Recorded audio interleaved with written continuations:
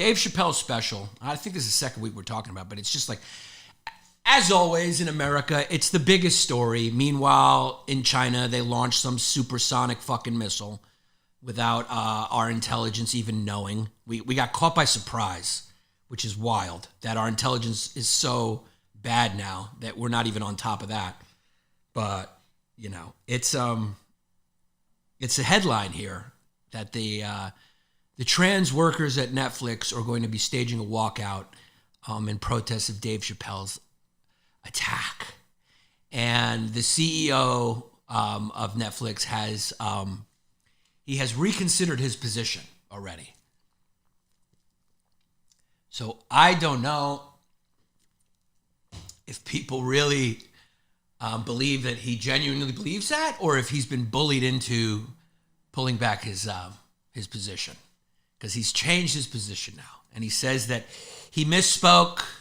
He acknowledges words are violence. Dave Chappelle's special was a violent attack on the trans community. And I don't think he's pulling the special. So yeah, he says his stance on this Dave Chappelle special hasn't changed, but he screwed up his message to staff ahead of their planned walkout. So whatever he's saying, you can make sure he didn't meet with any of his lawyers or publicists or PR reps and didn't change his opinion. You can assume that whatever you hear him saying is his true, genuine thoughts from his heart. The Dave Chappelle special is like still top 10 in the country, which lets you know only a minority of the people in this country enjoy Dave Chappelle. Only just a few. Not many people in this country share his views, and not many in this country are scared to say it because they will have their private emails read. Anyway, do comedians get their spots axed if they admit that Dave Chappelle special was shit? That's D. Donnelly. No, was it shit? Dave Chappelle, here's the thing, which you may not know. You got hacks. Okay, most people have no sophistication. That's why when they go to a restaurant, they can't tell the difference between Applebee's and some great Italian restaurant like El Molino in New York. They don't know the difference.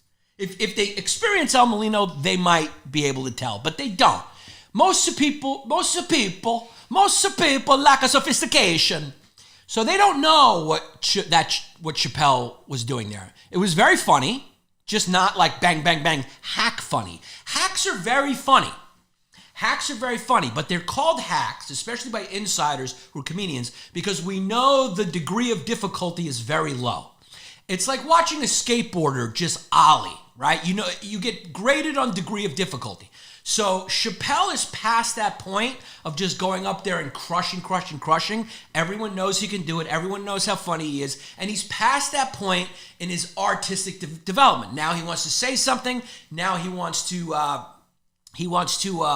take the hot button full of shit issues of the day and play around with them. That's what comedians do. They keep everyone honest. That's what the court jester's purpose was in the king's court. If you had a wise king, he wanted a jester there because kings knew that obsequiousness gets smarter. Obsequiousness isn't loyalty. It is deception. Okay? Sometimes when you disagree with the king, you're being loyal to him. And the only person who has the balls to disagree with power structures or powerful people is comedians, because we're fucking rebels and we're Sigma males. The good ones are. And we just sugarcoat it. We go, hey, I'm a dance while I do it. Party in the ghetto. You're full of shit in the ghetto. Party in the ghetto. Trans women aren't women. They're trans women. A trans woman is a trans woman and a woman is a woman. Party in the ghetto. We sugarcoat it with charisma. But generally, comedians sugarcoat the truth. It's like having a children's vitamin. It fixes, it's good for you, but we put a little sugar on it so you take it down because you're unsophisticated, barely sliding into human chimps. That's most of us. Our public education system in America is a failure. I'm talking to my own fan base. You guys are chimps. Because I am. I'm a C-D student. I'm a chimp. I do this for a living. I'm not an engineer. I don't fucking know anything about virology. I'm not a doctor. I'm not even a fucking chiropractor. So for me to pretend like I know what's going on, I don't. I entertain. I read the news and I'm trying to be entertaining. Whoever's listening to this and going, Yannis is a philosopher, if I'm your philosopher, you're a fucking barely sliding into human chimp. I'm talking about play at the plate. They have to review it and you're just getting a pinky under the tag. Human. You're a bonoboo chimp. Omar as well says ivermectin monkeys, which is very funny. Ivermectin monkeys. It's the same reason shows like Big Bang Theory were number one for 10 years. People like cheap, safe laughs. That is exactly true. And so what Dave Chappelle was doing is a higher degree of difficulty that even if the general population can't understand, which apparently they can because his special is extremely popular. And it was even before the controversy really kicked in because he's a very talented comedian.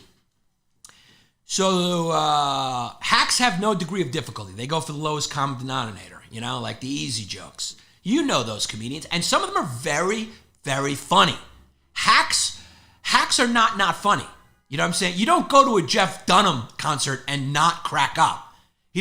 Jeff Dunham doesn't not kill. He fucking crushes. Okay? Any hack you can think of, you know, they crush. And I don't even consider Jeff Dunham a hack because he's got a skill. He could do puppets and shit. I can't do that. It's a skill. There's a lot of the hacks you know who go out there and they're fun and they throw a party, but there's nothing behind it. And that's fine too. It's entertainment. But Dave Chappelle is not just an entertainer. He is more Chaucerian in spirit. Chaucer, Geoffrey Chaucer, gets smarter. I was about to say a joke, but I'm not gonna. What can I say?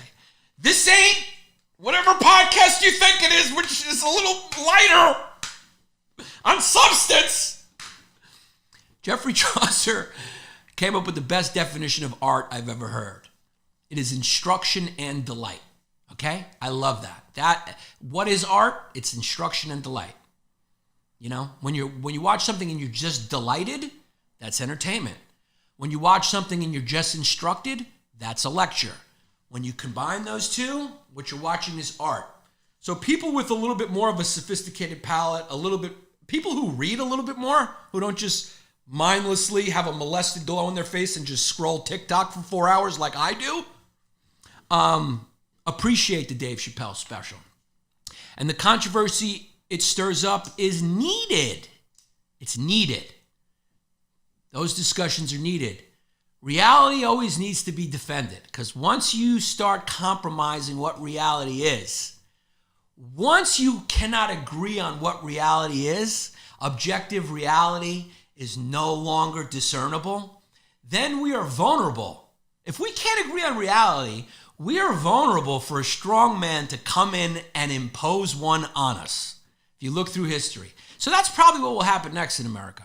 There'll be some dictator who will come through and he'll impose his version of reality on us. And we will accept it. The majority will accept it because of fear and also just exhaustion from irrationality. People will just be so tired of the irrational bullshit that they'll just go, as long as you can shut these people up, we don't care what you're doing. Throw them in fucking camps. We don't give a shit. Because your extreme behavior creates reactionaries. Okay? You don't do any services to your cause by protesting Dave Chappelle's special or, you know, calling J.K. Rowling's a TERF because she believes women who are born women should only compete with women who are born women. So that makes her some sort of monster like fucking Stalin. You don't do yourself any service because that's an unreasonable position. What do I know, though?